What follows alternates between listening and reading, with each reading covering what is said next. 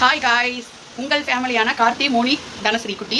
இன்னைக்கு இந்த வீடியோ நம்ம என்ன பார்க்க போறோம்னா, நமக்கு இன்னைக்கு ஒரு சாப்பாடு ஆர்டர் வந்துருந்துச்சு. நேற்று நைட்டு தான் கால் பண்ணி கேட்டிருந்தாங்க. ஒரு 20 சரி நம்மளும் ஓகே ரெடி பண்ணி கொடுக்கலாம் அப்படிங்கிற மாதிரி ரெடி பண்ணி நைட்டு தான் திங்ஸ் எல்லாம் வாங்கிட்டு வந்தேன். வாங்கிட்டு வந்து இப்போ காலையில் இன்னைக்கு 5 மணிக்கே எழுந்திரிச்சிட்டேன். எனக்கு பயங்கரமாக இப்போ தூக்கம் வருது. ஏன்னா நைட்டு தூக்கம் லேட் ஆயிடுச்சு. லைவை முடிச்சுட்டு இப்போ ரொம்ப தூக்கமாக வருது. ஆனால் நிறைய ஒர்க்கெல்லாம் முடிச்சுட்டு தான் நம்ம தூக்கமாக இருக்கும். காலையில் 5 மணிக்கே எழுந்திரிச்சு எல்லாமே ரெடி பண்ண ஆரம்பிச்சிட்டோம். ரெடி பண்ணி சாப்பாடு ரெடி பண்ணி பேக் பண்ணி கொடுத்தாச்சு. கஸ்டமர் வாங்கிட்டு போயிட்டாங்க. அவங்க இங்கே டேஸ்ட்டுக்காக அவங்களுக்கு கொஞ்சம் போட்டு கொடுத்தோம். அவங்க பார்த்துட்டு சூப்பராக இருக்குங்க, நல்லா இருக்குனாங்க. பட் அதை நான் வீடியோ எடுக்கல. சரி அவங்க தான் தப்பாக நினச்சிட்டா என்ன பண்ணுறது, அவங்க ஃபேஸை எப்படி நம்ம வீடியோவில் காட்டுறதுங்கிறதுக்காக நான் வீடியோ எடுக்காம விட்டுட்டேன். பட் அவங்க உண்மையாலுமே ரொம்ப நல்லா இருக்குங்கிற மாதிரி சொல்லியிருந்தாங்க. ஏதாவது அவங்க மெசேஜ் போட்டிருந்தா இந்த வீடியோ நான் உங்களுக்கு ஆட் பண்ணுறேன்.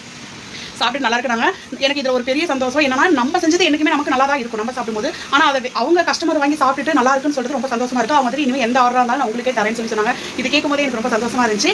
நான் என்னோட ஸ்டைலில் நான் எப்படி அந்த சாப்பாடு பண்ணியிருக்கேன், என்ன சாப்பாடு பண்ணியிருக்கேன் எல்லாமே வாங்க நீங்கள் இந்த லைவ் வந்து என்னோட ஸ்டைலில் இந்த சாப்பாடு பண்ணியிருக்கேன். நான் எப்பவுமே இப்படி தான் வீட்டில் பண்ணுவேன், அதே மாதிரி தான் இங்கேயும் பண்ணியிருக்கேன். இதில் ஏதாவது நான் தப்பு பண்ணியிருக்கேன், இப்படி பண்ணி தான் இன்னும் நல்லா இருந்திருக்கும் அப்படின்னு நீங்கள் யாராவது நினச்சிங்கன்னா எனக்கு கமெண்ட் பண்ணுங்கள். நெக்ஸ்ட் டைம் நான் அதை பண்ணும்போது கரெக்டாக பார்த்து நான் பண்ணிக்கிறேன். இந்த வீடியோ ஃபுல்லாக பாருங்கள், லைக் பண்ணுங்கள், ஷேர் பண்ணுங்கள், கமெண்ட் பண்ணுங்கள், மறக்காமல் சப்ஸ்கிரைப் பண்ணுங்கள். வீடியோக்குள்ளே போகலாம்.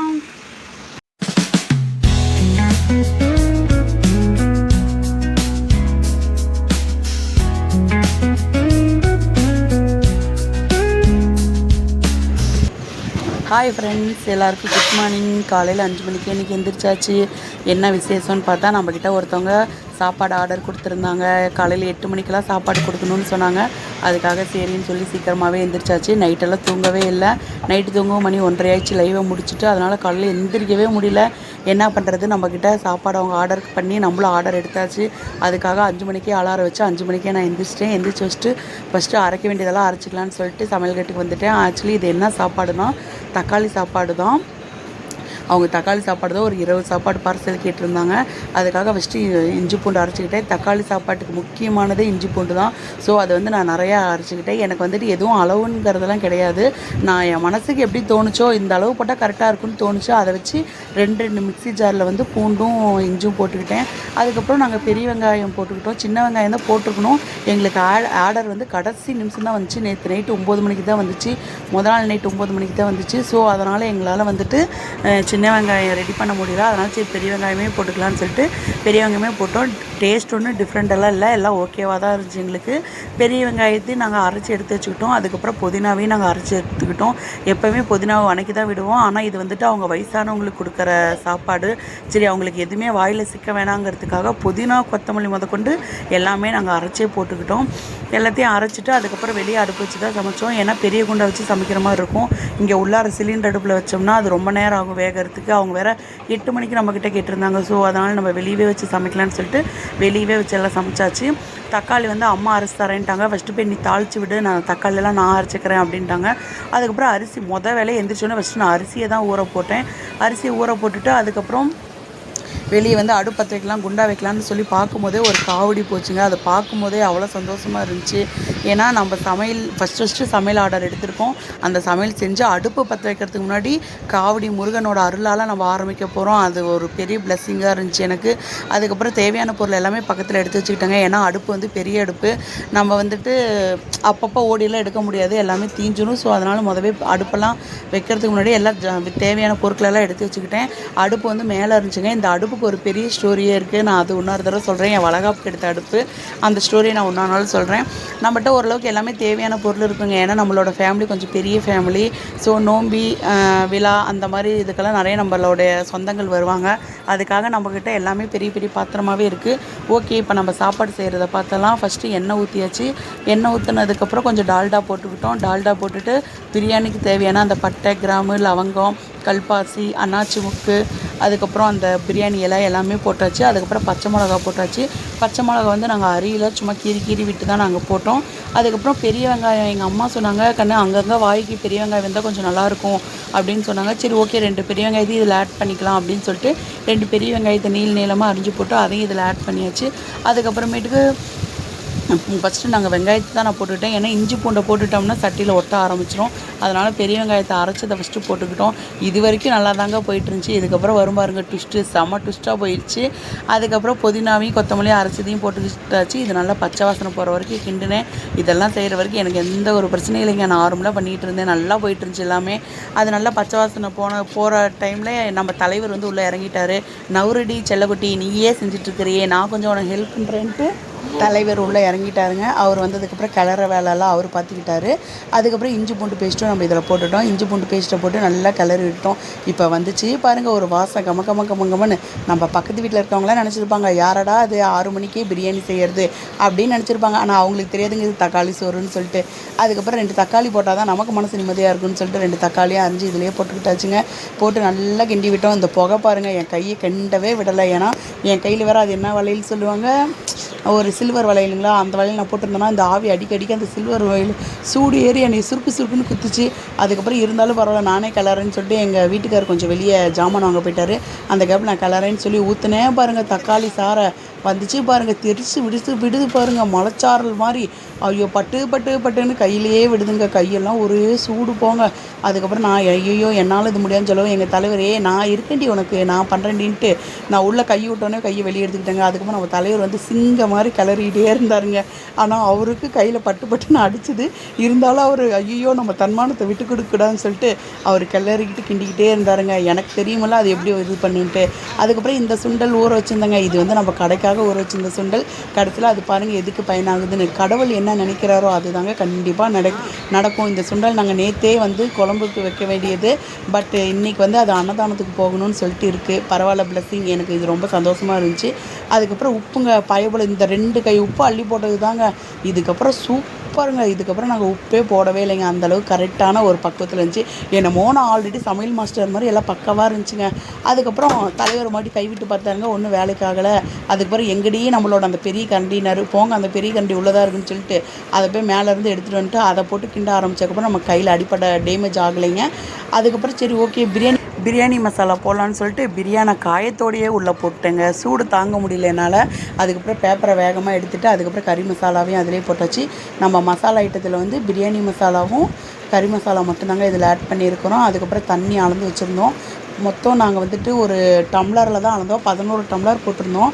அதுக்கு நான் 30 டம்ளர் தண்ணி ஊற்றினேன். எங்கள் அம்மா சொன்னாங்க, இவ்வளோ தண்ணியெல்லாம் ஊற்றாதடினாங்க.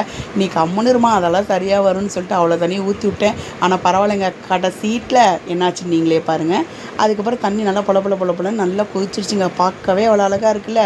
ஆனால் நம்ம கையில் தெரிச்சு இவன் நம்ம கையவே ஒரு வழி பண்ணிட்டாங்க. அப்புறம் இந்த வேலையெல்லாம் முடியறதுக்குள்ள அம்மா அரிசி கழுவி வச்சுருந்தாங்க.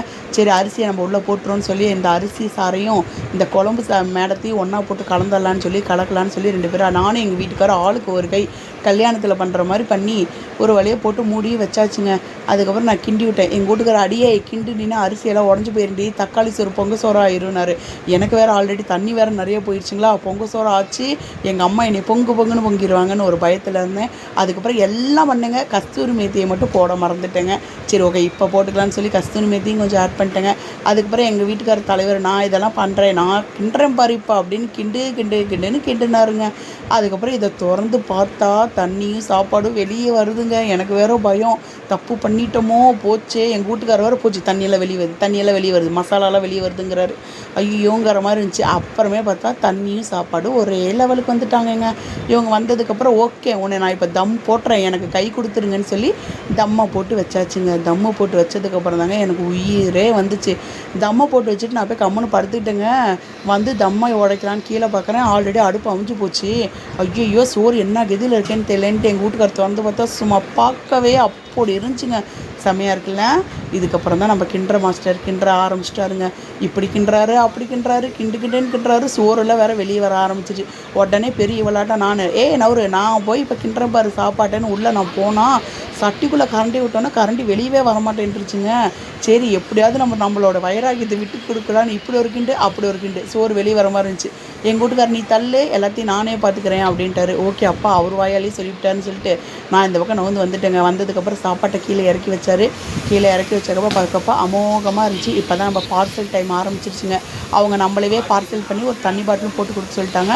அதனால் நம்ம தண்ணி கேனும் பேப்பரு இலை ஊறுகாய் எல்லாத்தையும் வாங்கிட்டு வந்துட்டோம். ஊறுகாய் வந்து எல்லாம் கலந்த ஊறுகாங்க, அதனால் அதையும் வாங்கிட்டு வந்தாச்சு.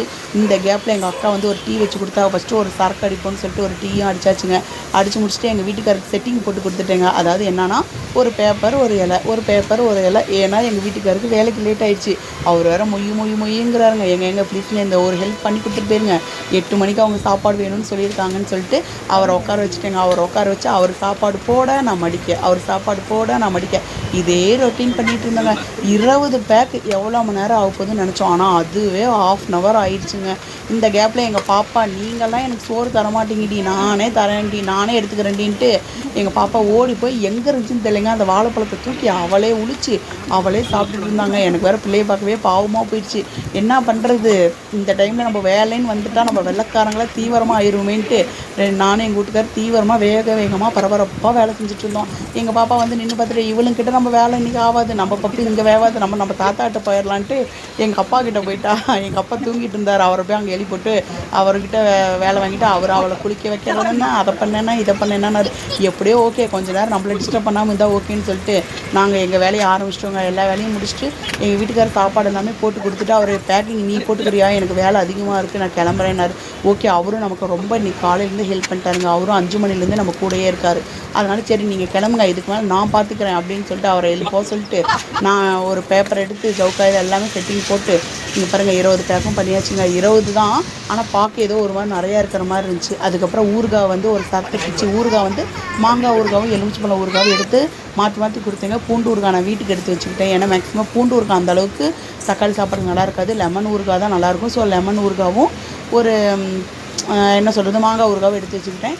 ஒரு கேரி பேக்கில் ஒரு தண்ணி பாட்டிலு, ஒரு ஊறுகாய், ஒரு சாப்பாட்டு பை இதை கொடுத்து இதே மாதிரி 20 பேக் பண்ணிக்க சொன்னாங்க. ஸோ இதே மாதிரி 20 பேக்கிங்குமே நான் பண்ணி சும்மா அப்படியே கடை குடு அப்படியெல்லாம் நான் பண்ணலைங்க, பொறுமையாக தான் பண்ணேன். ஏன்னா கஸ்டமர் நமக்கு கால் பண்ணி 9 மணிக்கு சாப்பாடு கிடச்சா போதுன்னு சொல்லிட்டாங்க.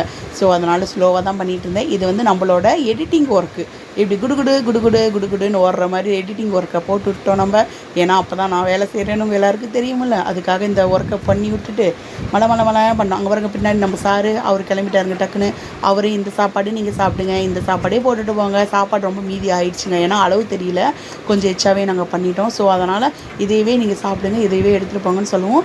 சார் அவர் வந்து சாப்பிட்டுட்டு அவர் டிஃபன் பாக்ஸை அவரே போட்டுட்டு அவரே ஓடிட்டாங்க. பாவங்க, எங்கள் வீட்டுக்காருக்கு இன்றைக்கி ரெஸ்ட்டே இல்லை. இவ்வளோ நைட் வந்தால் நல்லா ரெஸ்ட் எடுக்க சொல்லணும். அதுக்கப்புறம் 20 பேக்கும் முடிச்சாச்சுங்க, நல்லபடியாக ஒரு வழியாக முடிச்சாச்சு. அதுக்கப்புறம் சரி பேக் பண்ணலான்ட்டு இதுக்கு தான் வந்து அட்டைப்பெட்டியை பார்த்தா அட்டைப்பெட்டி கிடைக்கல. நான் கடப்பை ஒன்று வச்சுருந்தேன் பெருசாக இருக்கும், அந்த பையில் வைக்கலான்னு சொன்னப்போ எங்கள் அப்பா நான் அடிக்கி தரேன் பாரு சிங்க மாட்டோன்ட்டு எங்கள் அப்பா அடிக்கிட்டாருங்க. ஒன்று மேலே ஒன்று வச்சு 20 பேக்கையும் இந்த பெட்டியிலே எங்கள் அப்பா ஃபுல்லாக அடிக்கிட்டாரு.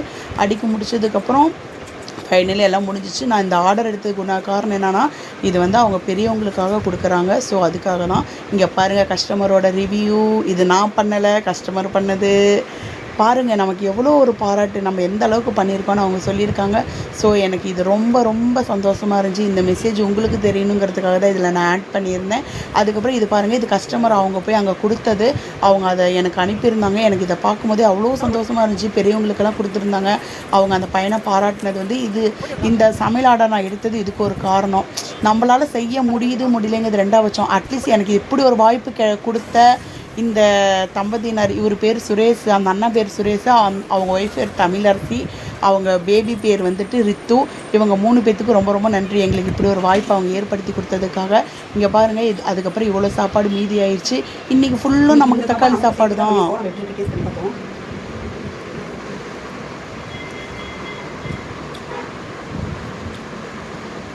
உண்மையான சமையல் நான் செஞ்சேங்கிறதுலாம் இல்லை, உண்மையான சமையல் வந்துருக்கு.